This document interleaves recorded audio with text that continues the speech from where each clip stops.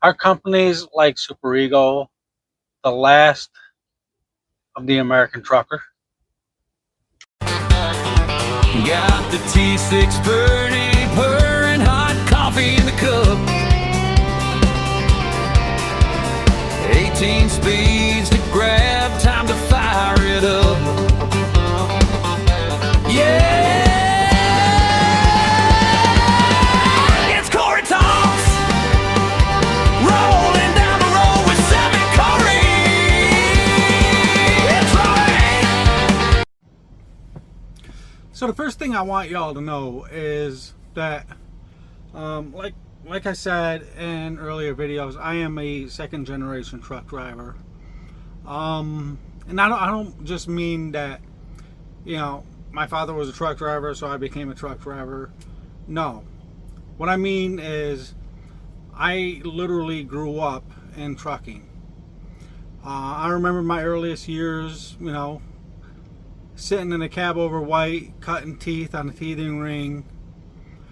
Later on, I was potty training in an IHOP. For some of you out there who don't know what an IHOP is, ask an old timer, ask some of the old veteran truck drivers. No, they'll tell you exactly what an IHOP was. But and then in about 1997, when I was around 13 years old, I'm kind of giving away my age. My father decided one day, hey, I need a hangover driver. So he taught me how to drive. He had I think it was a 78 cab over white at the time, hauling precast on a flatbed. And he taught me how to drive. He taught me how to drive at age 13. So that's kind of like how I grew up in trucking. That is what I mean by being a second generation truck driver. And I was there the whole ride. I remember the weigh stations. I remember rolling in. I remember my old man keeping 3 different logbooks, because that was normal back then. Usually they refer to it as coloring in the comics, or filling out the swindle sheets. And that's the thing. Back then, like the DOT, they knew truck drivers had 3 different logbooks, and they were keeping 3 different sets of times. And they kind of kept a blind eye towards that knowledge. They knew drivers were driving all types of out of compliance, but they kept a blind eye to it because back then they knew truck drivers are professional drivers, and being a professional driver means that you know your limitations. And that is what my father always taught me. Know your limitations and know what your body can handle. When you're tired, pull it over, shut it down, and grab that sleeper. If you're sick, grab the sleeper. If you're up, you're perky, you're coherent, and you're ready to drive, run it. And that's how that's how they did things back then. That's how I was taught to do things, because that was the norm. Now,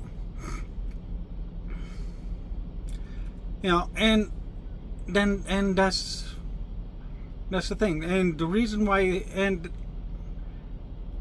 it was easier back then because drivers weren't shackled to a digital clock like we are today. But now today, let's bring up the conversation of the digital clocks. The argument has always been, that ELDs make drivers safer. But in fact, it's actually counterintuitive. Let's look at some of the numbers. Let's go back. I learned to drive in 1997, so let's talk about that year. Give me a second. Let me check it over. In the year 1997, we had a total of about 4,800 crashes or accidents involving semi-tractor trailers. So that is a significant number. I'm not gonna belittle that. But when they implemented the ELD system and the strict time clocks, the idea was to help bring those numbers down. Now, according to crash data from 2025, we're looking at, what is it, 5,800 crashes involving tractor trailers, which means that we're experiencing over 1,000 more accidents than we did in 1997. The ELDs haven't stopped accidents. It hasn't even slowed them down. It just made truck drivers more pressured. It has increased the rate of accidents because of a strict timer. And that timer forces drivers to push through fatigue just to beat the clock. Now, I'll give you a real world example. Let me move over here a little bit.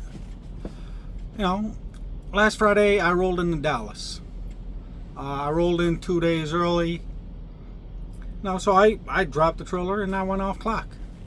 You know, just kind of did me for a bit. You know, I'll go out rabbit hunting. You know, made like Elmer Fudd chasing some of those Dallas bunnies. You know, I had a little bit of fun. But then, you know, when it was time to get back to work, I got back to work. So that Sunday, I went on the clock at 6:09 p.m. That's when my 14 hours started. At 1:42 a.m., you know, the eyelids were getting heavy. I started feeling the fatigue. So I did exactly what my dad taught me. I pulled over and I grabbed that sleeper. I took 5.5 hours and just caught up some sleep.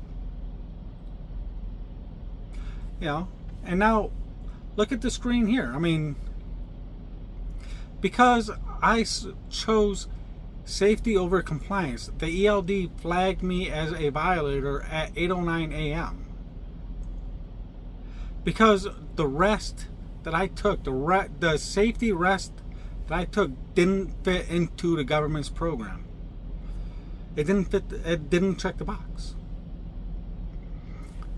The system told me that sleeping is a violation and driving exhausted is compliant. But I chose safety over compliance, and I will take that violation, and I'll take it any day if it means that I am safe on the roads. You know, and even now, the FMCSA is starting to realize that the 14-hour clock is a failure. That's why they're finally rolling out these new pilot programs to test split duties periods, giving us the ability to pause the clock for up to 3 hours.